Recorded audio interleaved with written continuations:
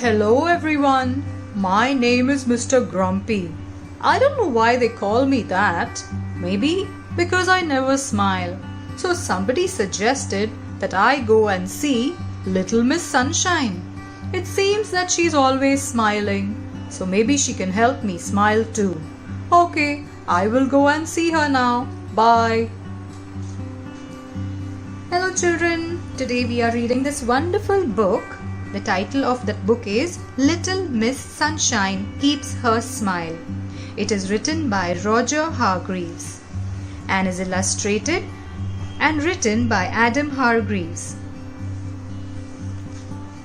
Little Miss Sunshine lives in Rise and Shine Cottage on the banks of a river.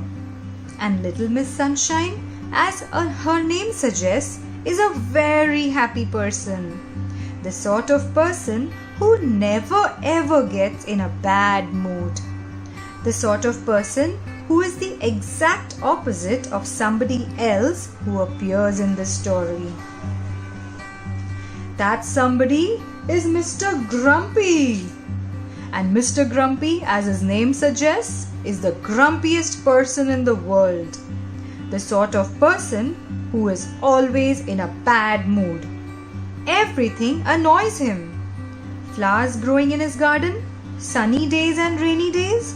But the thing that puts Mr. Grumpy in the worst possible mood is seeing other people happy.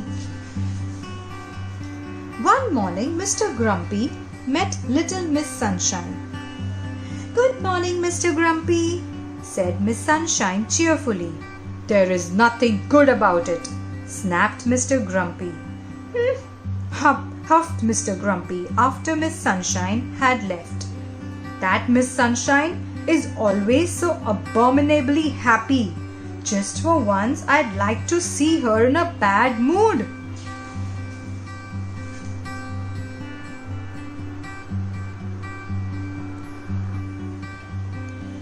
It was on his way home that Mr. Grumpy thought of a plan to upset Miss Sunshine. He raced home and made a list of all the things that were guaranteed to upset him. It was a very long list. "Now there must be something here that will put Miss Sunshine in a bad mood," he said to himself. Mr. Grumpy was not a very nice man. The first thing Mr. Grumpy had written on his list was waiting for buses. So the next day, Mr. Grumpy opened a gate and let all Farmer Fields' sheep out into the lane. And the bus was delayed for hours and hours while all the sheep were rounded up. Mr. Grumpy ran around to the bus stop. "Tee-hee," he chuckled nastily. "I can't wait to see how upset Miss Sunshine is." But Little Miss Sunshine was not upset. In fact, she was not there.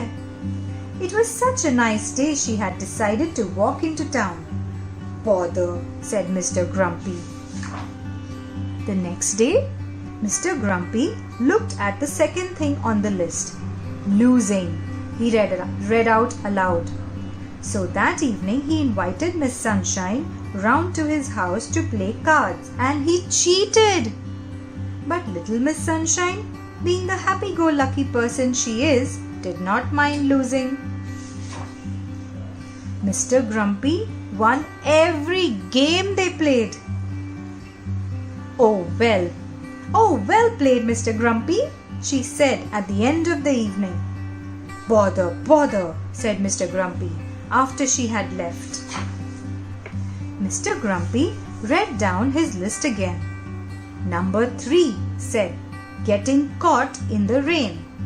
Mr. Grumpy filled up his watering can and using his ladder climbed a tree just outside Miss Sunshine's house. And there he waited until Miss Sunshine came out for her walk. But Little Miss Sunshine saw the ladder. "What a silly place to leave a ladder," she said to herself, and walked round the other side of the tree and put the ladder away. Bother," muttered Mr. Grumpy, who ended up stuck in the tree all night. Well, nearly all night. Just before sunrise, he fell asleep and fell out of the tree. The fourth thing on Mr. Grumpy's list was queues. Mr. Grumpy waited until Miss Sunshine went shopping, and then he rushed ahead of her to the greengrocer's, where he started an argument with Mrs. Pod about the quality of her peas.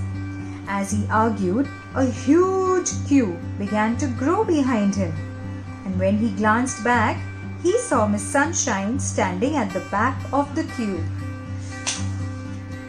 He smiled to himself and carried on arguing until he felt sure she must be fed up of waiting. But when he turned around, the queue had disappeared, and when he went outside, he found everyone in the queue happily chatting with little Miss Sunshine. Double bother!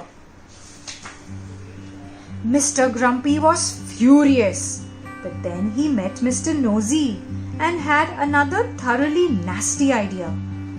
"Do you know," said Mr. Grumpy, "what little Miss Sunshine calls Miss Bossy behind her back? She calls her knobbly knees." Mr. Grumpy's thoroughly nasty idea was to start a rumor that would get Miss Sunshine into trouble. And the rumor spread. Mr. Nosy told little Miss Star, who told Mr. Uppity, who told Miss Splendid, who told Mr. Muddle, who told little Miss Bossy. And little Miss Sunshine said that Mr. Grumpy calls you knobbly knees, said Mr. Muddle. "Did he now?" said Miss Bossy grimly, and marched straight round to Mr. Grumpy's house and biffed him on the nose.